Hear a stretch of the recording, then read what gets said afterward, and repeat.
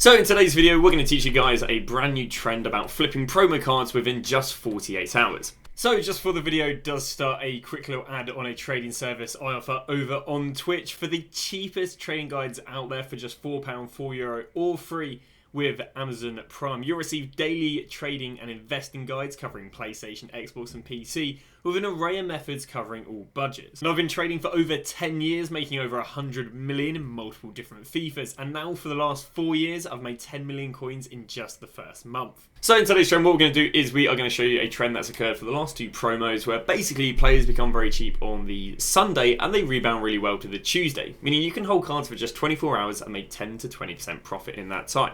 So let's go and show you guys this trend then. So this is the trend from RTKs.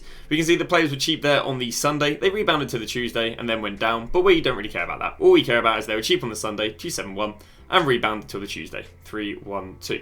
That is a 42k difference with 15k tax and a 28k profit per card, if my maths are correct. Then we see with Lysa Sissoko, we got 79k. He went up there to 87. That is a 8k difference, about a 4.5k tax and a 3.5k profit per card. Not so good. But Acuna, we see was cheap here at 90k, went up there to 106. That's a 16k difference with about 11k profit per card. And that was the RTKs. Really nice profit. But what we showed you there wasn't the absolute low and the absolute high. It was the daily average and the daily average on the buy and the daily average on the sell.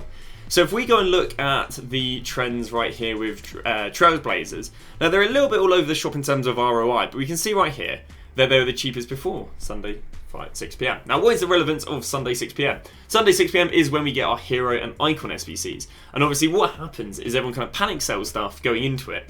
And then the hero and icon SBC comes out and everyone does the hero and icon SBC and now they're like, yeah, I packed Berbatov. That makes zero difference to their team. And then what they do is they go and buy back stuff and no one's panic selling anything. So he goes up there from 93 and then if you hold on to him all the way through to Tuesday, we can see he got up there to 103. She'd be making about 5k a card there. But some cards performed amazingly. And annoyingly enough, it was the most expensive cards. So if we look at Mo Salah, for example, at the exact same time, Sunday 5 PM, he was 825. Now Sunday after 6 PM, after the SBC came out, he nearly already bounced 100. She'd already be able to make about 50k profit right there, literally 1 hour later. But then if you had to hold all the way through Tuesday, he went up to 970, meaning there was 150k difference, 50k tax, 120k profit in a 48-hour flip. And again, this happened across the board. Jude Bellingham, 875.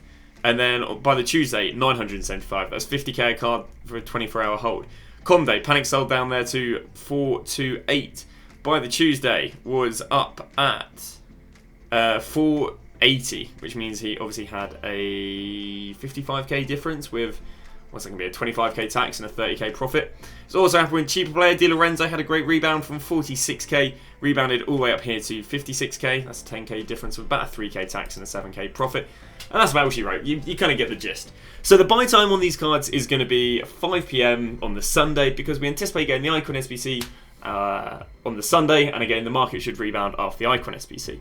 Now I understand these cards all rose later in the week, but I personally think that the promo again next Friday of Fet Centurions is going to drop the market from Tuesday because that's normally when all the information comes. So I would recommend selling these players either midday Tuesday or you can gamble in the evening of Tuesday, but by then we'll potentially get more information which would then create panic selling and the cards would go down. So that is when to buy the cards and when to sell the cards. You need about a 5-10% drop by the Sunday. Because we can see right here he was 450 and he got down here to the likes of 425. So you saw a 5% drop going into 6 PM. We look at Hansen and Hansen was 1.76. She went down to 1.66. So again, about a 5% drop. Now if the promo isn't very good on the Friday, then these players can rise all the way through to the Friday. But I'll be honest with you, I would not recommend doing that risk. Just because I personally think that I do think the market will drop. Because, of course, the next promo, if you guys don't know, does have icons in it. And I do think that a lot of these 1 million coin players will get panic sold with the thoughts of there being some more interesting icons. Especially if they have any playstyle pluses or significant upgrades. Which, again, I'm sure will get leaked by the time we get to about Tuesday, Wednesday, Thursday. Which is despite these players rising going later into the week, I wouldn't want to gamble it this time. Because, of course, Team 1 going into Team 2, nothing to panic sell. It's the same promo, it's the same concept, just different players. But Team 2 going into a new promo, there's a lot more to panic sell. So the best players to go and do this with, once again, in terms of expensive players, is going to be like Smith, Son and Ronaldo. If you're mid-tier players, your best players are going to be the likes of Kane and Cancelo. And then if you want to go for cheap players, again, it did work better with the more expensive cards, and that's just due to the supply and demand ratio. The likes of Ward-Prowse and Kubo were your best cheap options. And in regards to the minor release, there's literally nothing to do with it. They don't really have any good trends. Sometimes they drop to the Thursday and then rebound going into the Friday, but it's not really worth capitalising on that because we do believe there will be panic selling. So that is going to wrap up the trend. So you're going to buy Sunday before 6 PM because of the panic selling. If there isn't panic selling, probably just completely ignore this trend. If there is panic selling, perfect. We buy on the Sunday and then we go and sell Tuesday midday, or if you want to risk it, Tuesday evening. But that has been that. Thank you very much for watching, and I'll see you guys tomorrow with a brand new video.